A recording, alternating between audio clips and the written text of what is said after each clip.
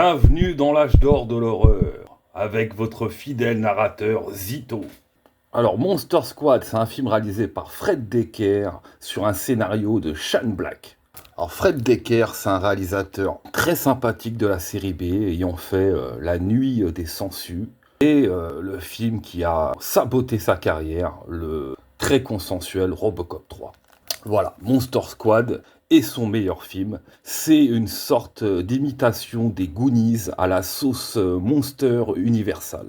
Donc c'est un film qui a fait le bonheur de tous les enfants des années 80 dans les vidéoclubs. Et c'est très sympa, on a des très bons maquillages faits par le maître Stan Winston, on a un bon rythme, le film est vraiment ancré dans les années 80. On a tous les clichés d'usage pour notre plus grande joie.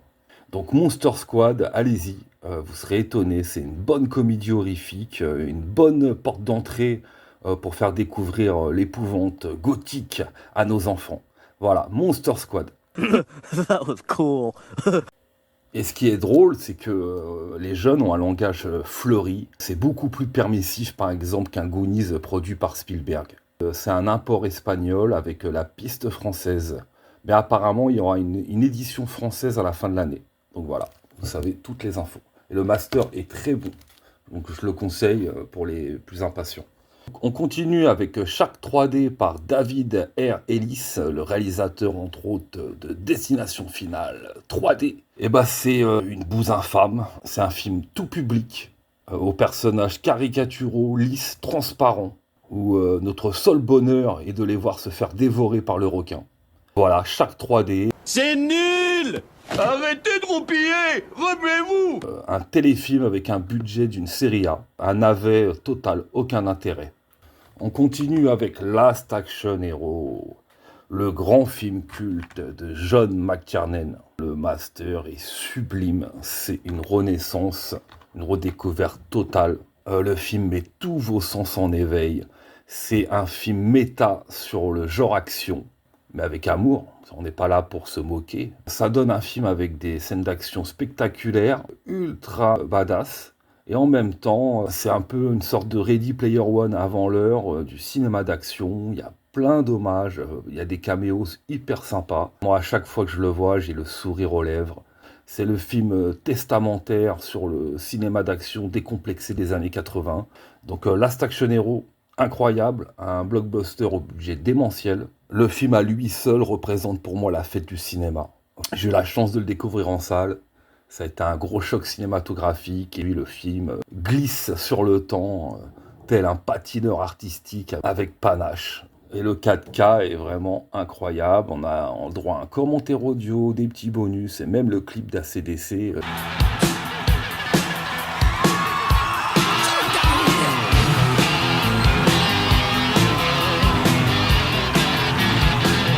Last Action Hero, achat obligatoire. Ça, c'est un film que j'ai chopé pour 3 euros. C'est un film très rare. J'ai rencontré le diable de Kim Ji-won.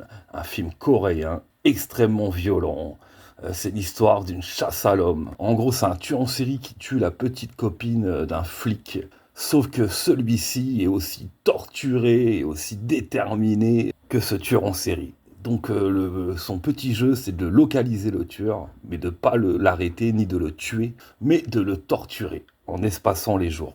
On a un rythme acéré qui ne s'arrête jamais, on n'a jamais le temps de respirer.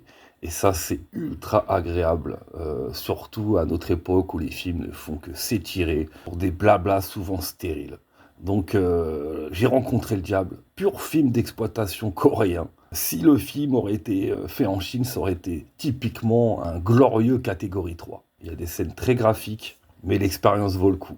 Les Coréens, depuis un bout de temps, sont les maîtres du thriller. J'ai rencontré le diable, qui date quand même de 2011, et un de ses dignes représentants.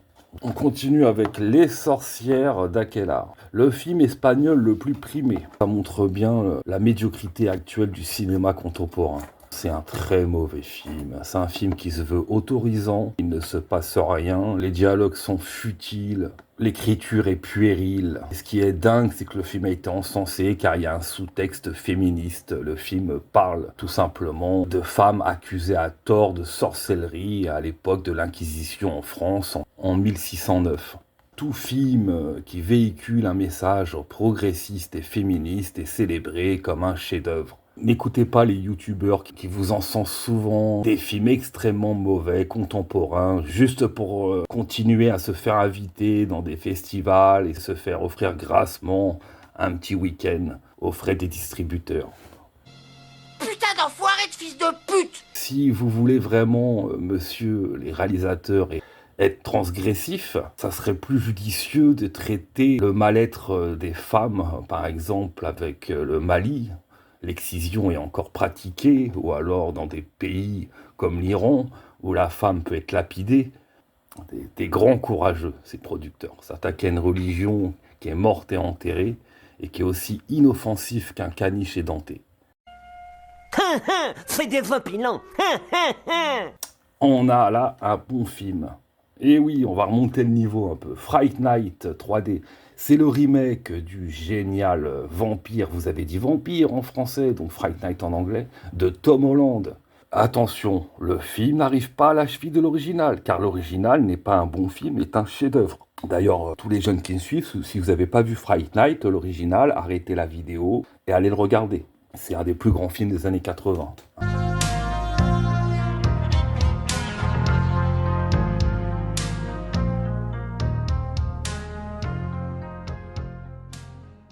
Pour le pitch, c'est l'histoire d'un jeune homme qui soupçonne son voisin d'être un vampire. Voilà, pitch simple mais ultra efficace, repris tel quel.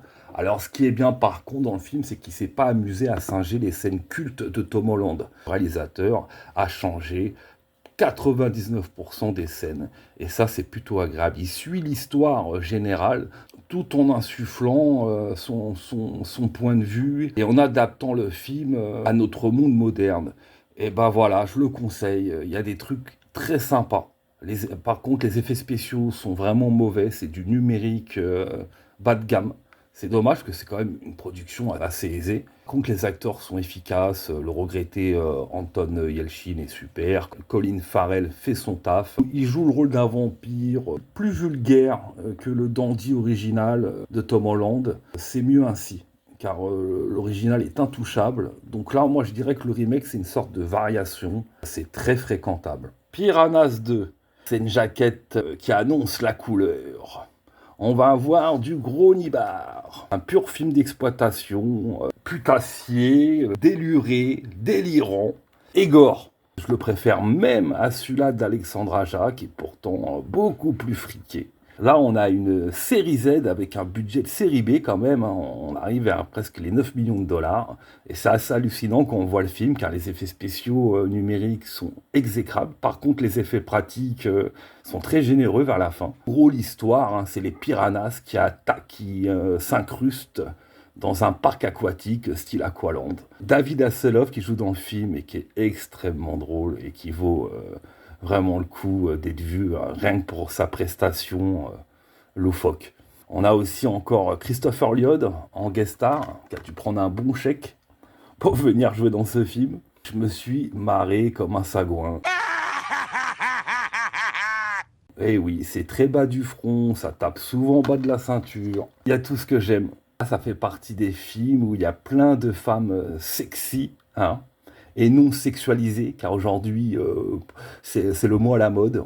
Comme si une femme belle ne se servait pas de ses atouts féminins pour passer devant la caméra. C'est complètement ridicule et hypocrite. C'est un film de série Z avec des femmes dociles, séviles, au cerveau d'hippocampe.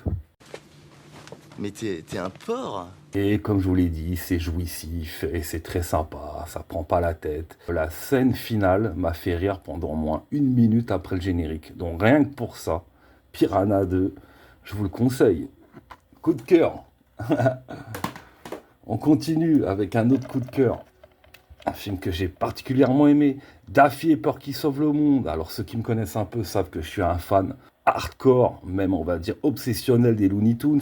Donc j'ai attendu ce long métrage donc avec un peu de crainte et j'ai eu tort. Les mecs ont fait du travail fabuleux. J'ai trouvé dans l'ensemble le rythme très bon. Il y a une petite baisse vers la moitié du film, mais ça se reprend largement vers la fin. Donc Daffy et Porky, rend hommage à beaucoup d'animateurs un peu oubliés comme Bob Camplett. Le film est très hystérique. Alors, il y a des gags assez adultes, comme étaient les Looney Tunes. Les Looney Tunes s'adressaient à tout le monde. On avait des gags pour les 7 à 77 ans. Et ça, Daffy et Porky, malgré notre époque cadenassée, l'a bien compris. Et c'est dommage que le film a fait un flop total. La preuve, il est même pas sorti en Blu-ray. Alors, ne rêvez pas pour un 4K en France. L'animation est superbe, les dessins en sont autant, je ne comprends pas. Donc c'est un peu une tristesse. Même la fin du film se termine par une note assez amère. On continue avec La Nuit déchirée. C'est un de mes Stephen King préférés. C'est le seul scénario, il me semble, qu'il a écrit pour le cinéma. C'est pas tiré d'un roman ni d'une nouvelle. Le film est réalisé par Mick Garris et c'est vraiment la série B typique des années 90 avec une photo très soignée. La jaquette déchire, elle envoie du lourd. Regardez-moi ces couleurs. L'histoire parle d'une mère et de son fils qui sont des chats-garous, on va dire. Ils créent un couple incestueux, ce qui est assez osé pour quand même un film commercial, grand public, comme La Nuit déchirée. Et le film est étonnant dans son ton. Il y a un ton très humoristique, très acide. Et, il y a aussi un esprit très bande dessinée. Le film ne prend jamais de temps mort, ne se regarde pas. Et on prend énormément de plaisir, il y a des effets gore, la bande originale est excellente, les acteurs sont incroyables, mention spéciale à la mère, jouée par Alice Krige, qui est démentielle. La Nuit déchirée, c'est un film assez confidentiel. Là, il est ressorti chez BQHL en nouveau master restauré il y a 1 an ou 2. Donc foncez pour tous les fans de Stephen King et pour tous les amoureux de la série B luxueuse. On continue avec le deuxième spin-off tiré de la série des Contes de la Crypte. J'ai fait une super critique sur le premier Cavalier du Diable. Heureusement que j'étais là. N'hésitez pas à faire exploser l'audience. Celui-ci est plutôt cool. Il a été beaucoup moins chouchouté, je pense, par ses producteurs. Le budget a été divisé par 4 ou 5, mais le casting est plutôt réjouissant. On a Dennis Miller, Erika Eleniak, l'ex-femme de Sylvester Stallone, Angie Everett, la pin-up qui était toute nue dans le gâteau d'anniversaire dans Piège en haute mer avec Steven Seagal. Le film est réalisé par Gilbert Adler. C'était lui qui s'occupait essentiellement des scènes d'ouverture et de fermeture des Contes de la Crypte. Donc il était vraiment spécialisé pour filmer le Crypt Keeper. Voilà. Et le film est une sorte d'une nuit en enfer light, c'est-à-dire que c'est un bordel caché dans une morgue. Mais ce bordel clandestin est en fait un repère de vampires. Et donc La Reine de Vampires est à prendre pour ce qu'il est, un film beaucoup moins ambitieux que Le Cavalier du Diable, mais sympathique, qui se regarde sans forcer, quoi. Ça se boit comme du petit lait Candy Up. Un bon petit lait à la fraise, un petit Reine des Vampires. C'est le film du samedi soir, parfait, et le master est plutôt bon. Donc pour moi, achat indispensable en étant fan de cette série culte des années 90. Passez de bonnes fins de vacances. Soyez pas avares, un pouce, un like, un commentaire. À bientôt les bisseux.